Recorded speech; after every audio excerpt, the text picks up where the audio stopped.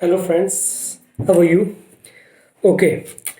तो कि जैसा मैंने अपने लास्ट वीडियो में बोला था कि अब मैं डिफरेंट डिफरेंट टॉपिक पे वीडियो बनाया करूँगा, और कुछ टॉपिक्स मेरे होंगे और कुछ टॉपिक्स आप भी मेरे को बता सकते हैं कि आपको किस पर्टिकुलर टॉपिक पे इंफॉर्मेशन चाहिए। तो लास्ट वीडियो में मिस्टर हर्षित, उन्होंने मेरे को रिक्वेस्ट किया, उन्होंने मुझे कुछ 3-4 टॉपिक दिए, उसमें कि पहला टॉपिक मैंने पिक किया है।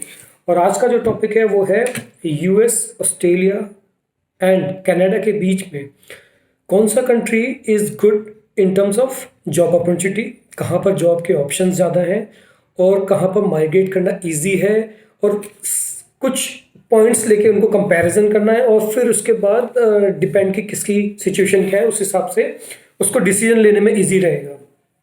तो मैंने कुछ 10 पॉइंट डिस्कवर किए हैं जिस पर हम लोग बात करेंगे, जो कि डिसीजन मेकिंग में आपको हेल्प करेंगे।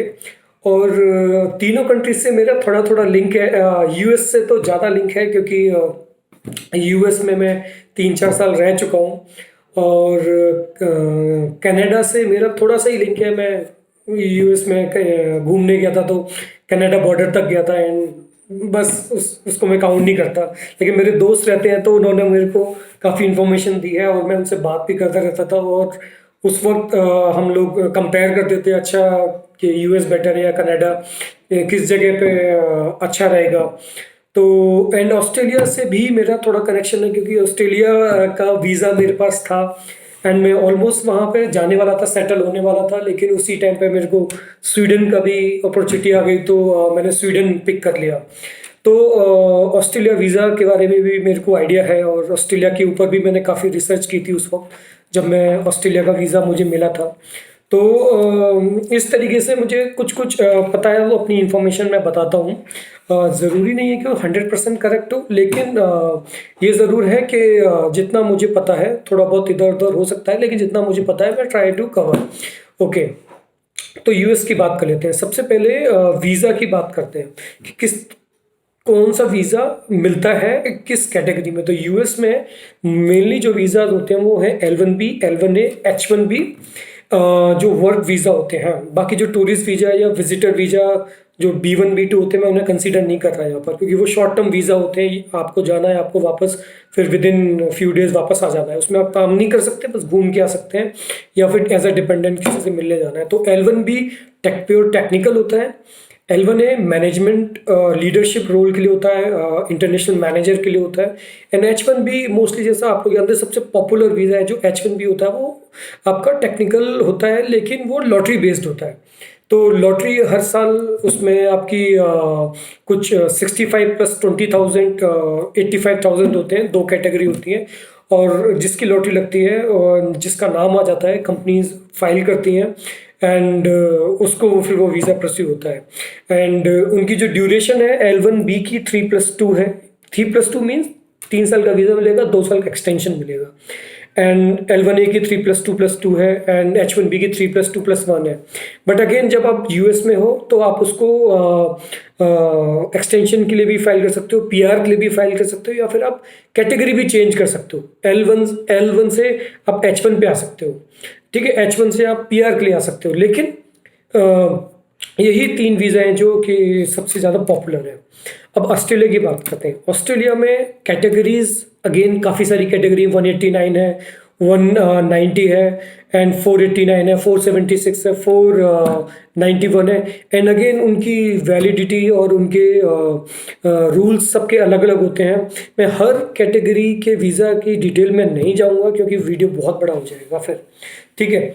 बट मैंने आपको वीज़ा टाइप बता दिए। यही सब क्लास उसको बोलते हैं, सब क्लास 489, सब क्लास 474, 476, सब क्लास 189, जिसमें कि मल्टीपल एंट्री रहती है, या फिर 3 साल का वीज़ा का जो होता है वो टेन्योर होता है, जैसे 489 का। और मैंने कुछ रिसर्च भी की है, आप देख सकते हैं, मैंने यहाँ पे कुछ पॉइंट बताए हैं, और वो मैं कंपैरिजन भी करूँगा। ये मेरी पूरी रिसर्च है। एंड तो ये ऑस्ट्रेलिया के वीज़ा का मैंने आपको बताया, जिसमें कि आप पहले वर्क वीज़ा पे जाते हो, फिर आप वहाँ जाके पीआर के लिए अप्लाई कर सकते हो। इनफैक्ट पीआर के लिए आप डायरेक्ट भी अप्लाई कर सकते हो, बट मैं पीआर सेक्शन पे दोबारा आऊँगा क्योंकि फिर आप मिक्स हो जाएगा वीज़ा और पीआर, ठीक है। फिर आती कनाडा की बात। कनाडा में मेजरली दो तरह के वीज़ा होते हैं, एक होता है ओपन वीज़ा, एक होता है एम्प्लॉयर स्पेसिफिक। ओपन वीज़ा में मोस्टली क्या होता है, जैसे स्पाउस के लिए होता है या फिर ओपन होता है वो, उसमें क्या नाम है, बेसिकली वो परमिट होता है जिसमें इंडिपेंडेंट आप फाइल कर सकते हो। लेकिन जो एम्प्लॉयर स्पेसिफिक होता है उसमें आपका लोकेशन, आपका क्लाइंट और आपका टेन्योर वो भी डिफाइंड होता है कि कितने साल के लिए कहाँ जा रहे हो, किस जगह पे जा रहे हो, कनाडा में सब डिफाइंड होता है। तो वो मोस्टली 2 साल के लिए मिलता है, और 2+, वो फिर एक्सटेंशन भी हो सकता है 2+1 या 2+2। बट वहाँ पे मेजरली दो तरह की वीज़ा होते हैं। अब पीआर की बात करते हैं एंड देन सिटीजनशिप की। तो पीआर, अगर मैं यूएस की बात करूं तो पीआर में वहाँ पे जो पीआर मिलता है उसके लिए वो उन्होंने कैटेगरी बना रखी है, EB1, EB2, EB3।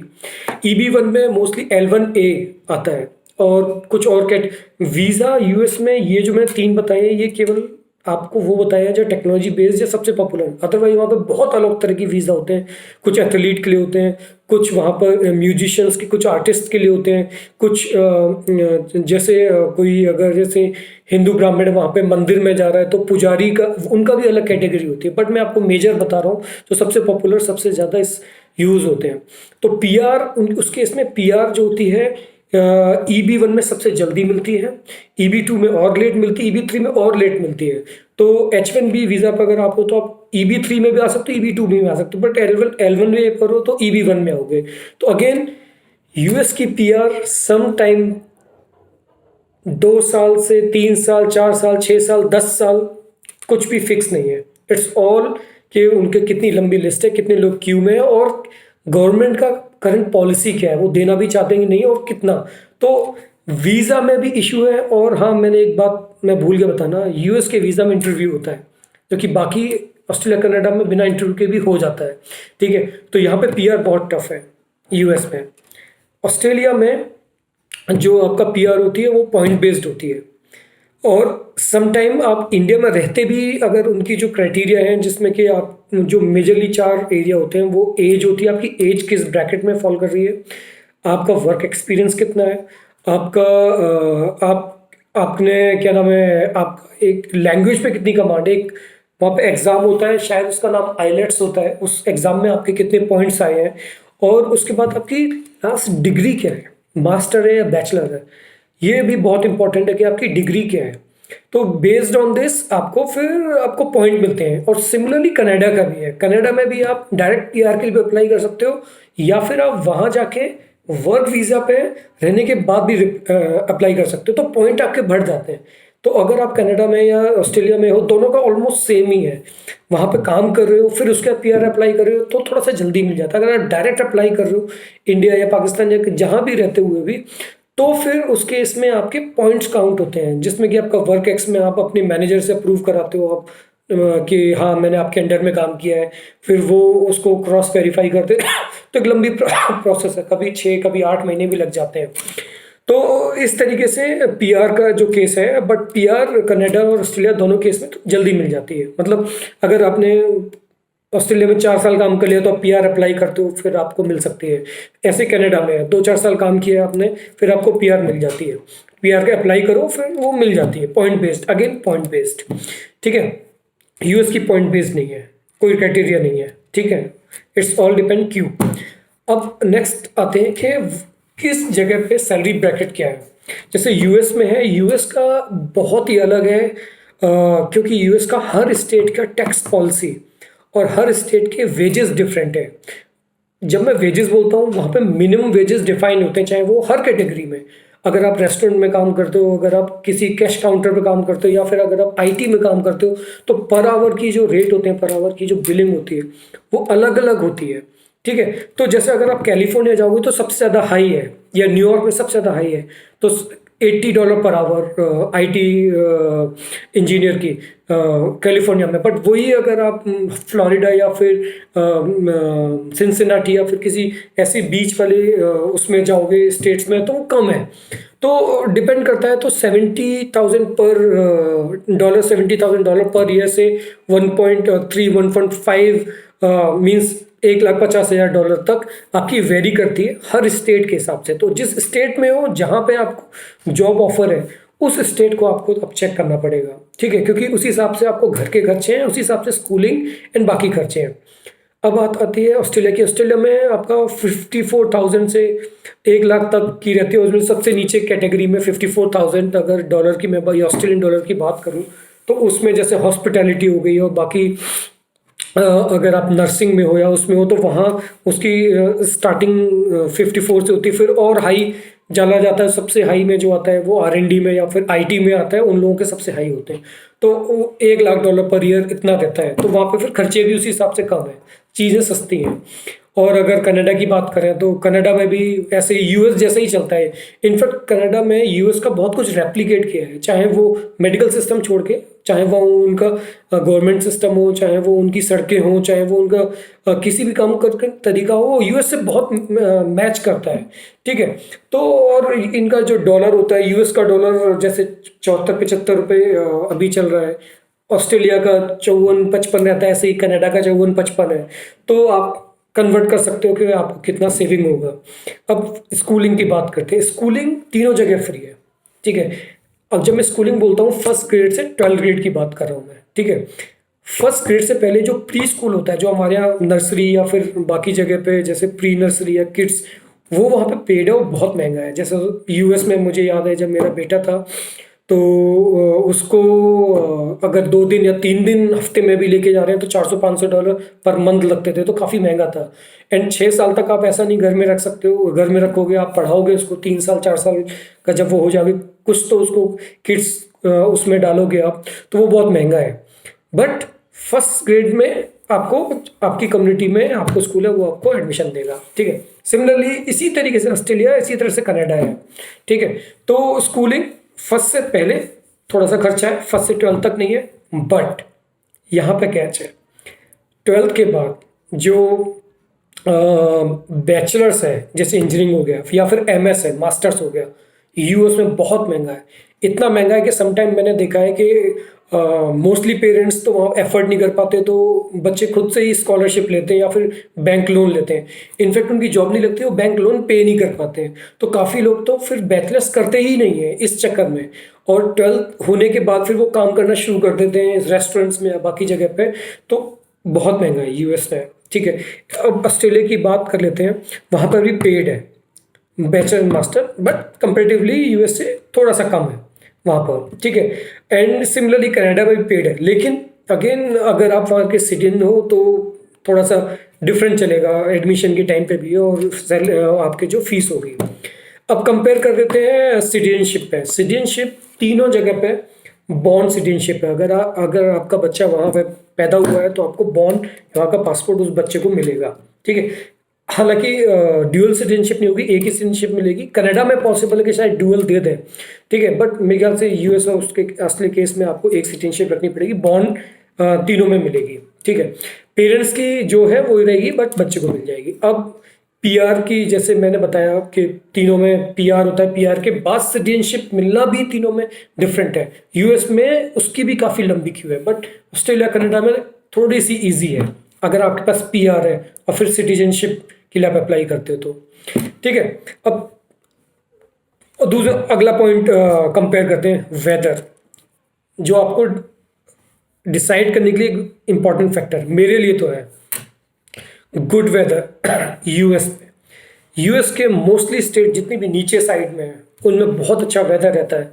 जो कनाडा के बॉर्डर से लगते हैं, जैसे आपका उधर सियाटल हो गया या न्यूयॉर्क, न्यू जर्सी, या फिर आपका जो भी ऊपर के स्टेट्स हैं उनमें शिकागो हो गया, वहाँ पर 6 महीने बहुत ठंड पड़ती है। बट सन निकलता है, धूप निकलती है, वो दिक्कत नहीं है, बट बहुत ठंड पड़ती है, मतलब माइनस में जाता है, -20, -30 तक चला जाता है, और आपका बर्फ़ भी, स्नोफॉल भी बहुत होता है। तो US में डिपेंड करता है आप किधर जा रहे हो। आधा नीचे साइड का US में वेदर बहुत अच्छा है, ऑस्टिन में, फ्लोरिडा में बहुत अच्छा है, कैलिफोर्निया का बेस्ट है। ठीक है, ऑस्ट्रेलिया का वेदर बेस्ट वेदर तीनों कंट्रीज़ में। और उसमें इनफैक्ट थोड़ा सा उल्टा भी है कि जब जून जुलाई होती है वहाँ पे कुछ एरिया ऐसे हैं जो वहाँ पे सर्दी रहती है, और जब दिसंबर आता है तो थोड़ा सा गर्मी हो जाती है, तो वहाँ थोड़ा सा उल्टा है, लेकिन वेदर बहुत अच्छा है। और कनाडा का वेदर सबसे ज़्यादा ठंडा है। वहाँ पे समर्स होते हैं लेकिन बहुत छोटे होते हैं, विंटर्स बहुत लंबे होते हैं, बहुत ज़्यादा यूएस से भी ज़्यादा बर्फ़ पड़ती है, और इनफैक्ट इतनी माइनस में होता है कि सम टाइम आप कई कई दिन तक मतलब बाहर ही नहीं निकलते। तो मेरे लिए वो बहुत डिसाइडिंग फैक्टर है, बहुत फ्रस्ट्रेटिंग हो जाता है, क्योंकि अब बात 1 साल 2 साल की नहीं है, अगर लंबी आपको रहना है तो मेरे लिए वो फैक्टर है। ठीक है, अब बात आ जाती है डिस्टेंस की और कनेक्टिविटी की। यूएस यहाँ से अगर मैं कंपेयर करूँ तो सबसे जो पास है वो ऑस्ट्रेलिया है, उसके बाद फिर यूएस है, फिर उसके बाद कनाडा सबसे दूर है। ठीक है, यूएस की जो फ्लाइट है, लेकिन यूएस में एक एडवांटेज है कि नंबर ऑफ ट्रैवलर बहुत हैं वहाँ पे, बहुत 30 लाख 35 लाख इंडियन रहते हैं, तो कुछ जगह की डायरेक्ट फ्लाइट है दिल्ली या हैदराबाद या बेंगलोर, हमारी मेजर सिटी से शिकागो के लिए, न्यूयॉर्क के लिए, और कैलिफोर्निया सैन फ्रांसिस्को के लिए। और भी होंगी, मुझे इतना पता नहीं है। तो डायरेक्ट फ्लाइट है, ये एडवांटेज है एयर इंडिया की। और बाकी जगह जैसे कनाडा के लिए भी तो चल गई थी, डायरेक्ट फ्लाइट है। ये ऑस्ट्रेलिया के केस में मुझे इतना आइडिया नहीं, लेकिन फिर भी अब 20 घंटे पहुंच जाते हो। लेकिन अगर डायरेक्ट फ्लाइट सबको नहीं मिलती हैं, दूसरी बात हर जगह अवेलेबल नहीं होती है, क्योंकि अगर आप बीच में ऑस्टिन में कहीं रहते हो तो आपको डेफिनेटली न्यूयॉर्क जाना पड़ेगा, सॉरी न्यूयॉर्क नहीं, अगर आपको पास का कोई डायरेक्ट फ्लाइट है, फिर एक फ्लाइट और लेनी पड़ेगी। तो डिपेंड करता है आप कहाँ रहते हो। तो यूएस जाने में डायरेक्ट फ्लाइट में हटा दो तो 24 से 30 घंटे लग जाते हैं, कनाडा में 30 से ऊपर लग जाते हैं, ऑस्ट्रेलिया में 20 घंटे के आसपास, 20 से 24 इस तरह से लगते हैं। डिपेंड, ऑस्ट्रेलिया भी बहुत बड़ा है कि आप किस सिटी में जा रहे हो। तो उस हिसाब से ऑस्ट्रेलिया का थोड़ा सा एडवांटेज है, वेदर में भी एडवांटेज है। ठीक है, इंडियन कम्युनिटी की बात करें, इंडियन कम्युनिटी तीनों जगह पे बहुत है, बट यूएस में सबसे ज़्यादा है। ठीक है, फिर कनाडा में, फिर ऑस्ट्रेलिया में। तो तीनों जगह पे ना आपको ग्रोसरी की दिक्कत आएगी, ना आपको खाने पीने की, ना रेस्टोरेंट्स की। इनफैक्ट वहाँ क्रिकेट विकेट भी खेलेंगे आप, मतलब आपको लगेगा नहीं, क्योंकि तीनों ही इंग्लिश स्पीकिंग कंट्री है, और तीनों में ही ये बेनिफिट है कि बहुत सारे इंडियंस हैं, तो कोई इशू नहीं आएगा। ठीक है, तीनों जगह। अब हेल्थ केयर की बात करें, बहुत इंपॉर्टेंट है हेल्थ केयर। यूएस में सबसे महंगा है।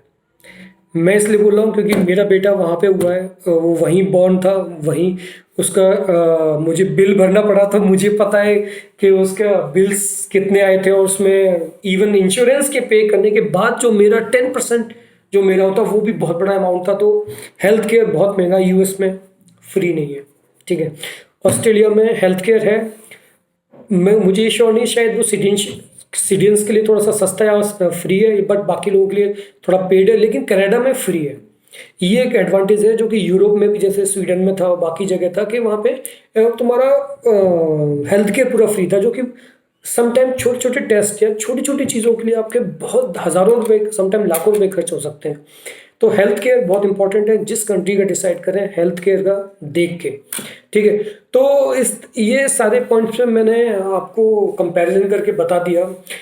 अब वर्डिक्ट की बात आती है, सबसे ज़्यादा जॉब ऑप्शन यूएस में है, लेकिन वहाँ पे दो इशू है। एक, वहाँ पे अगर अपॉर्चुनिटी ज़्यादा है तो उतने ही लोग और क्राउड भी ज़्यादा है।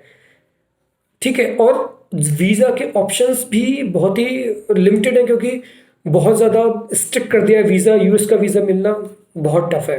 तो इवन दो अच्छा है सब तरीके से, लेकिन वीज़ा ही नहीं मिलेगा तो आप पहुँचोगे कैसे। ठीक है, फिर ऑस्ट्रेलिया की बात आती है। ऑस्ट्रेलिया की बात आए तो वीज़ा रूल थोड़े से रिलैक्स्ड है।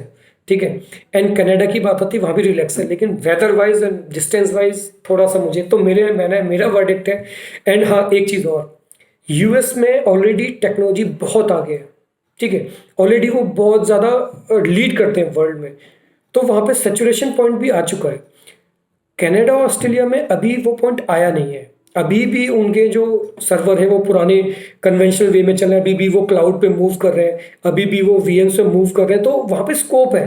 तो आप ऐसी जगह देखो जहाँ पे डाउन द लाइन 5 से 10 साल का सोच के जाओगे, आगे 5-10 साल बाद क्या होगा, तो कितना स्कोप है। ऑस्ट्रेलिया अभी भी टेक्नोलॉजी उसमें ना, अभी कंपनीज वहाँ पहुँच रही हैं, इंडियन कंपनी वहाँ पे काफ़ी सालों से है, लेकिन फिर भी उनके पास स्कोप बहुत है, ग्रोथ बहुत वहाँ पे होगी। ठीक है, तो उस हिसाब से अगर मेरे से कोई पूछे तो मैं प्राइटाइज करूँ तो नंबर 1 पे ऑस्ट्रेलिया, नंबर 2 पे यूएस, एंड थर्ड पे कनाडा है। अगेन, ये ज़रूरी नहीं है कि किसी और के पॉइंट ऑफ व्यू से सही हो। ये मेरा पॉइंट ऑफ व्यू है, मेरी नॉलेज और मेरे क्योंकि मेरा फ्रेंड सर्कल है इन सारी कंट्रीज़ में, तो उस हिसाब से मैंने बताया। तो मैं वीडियो एंड करता हूँ, ऑलरेडी काफ़ी लेंदी हो गया है, तो इट्स ओके। मैं नेक्स्ट जो टॉपिक बनाऊंगा, ऑलरेडी हर्षित ने मुझे 3-4 और टॉपिक दिए हुए हैं कमेंट्स में, तो मैं नेक्स्ट वो टॉपिक लूँगा। एंड अगर आपको कोई अपना पॉइंट या टॉपिक है आपके पास, आप कमेंट सेक्शन में लिखिए, मैं थोड़ी R&D करूँगा। एंड वीकेंड में जब भी मुझे टाइम मिलेगा, मैं R&D करके वीडियो बनाने की कोशिश करूँगा। तो अभी इतना ही। Thank you, bye bye.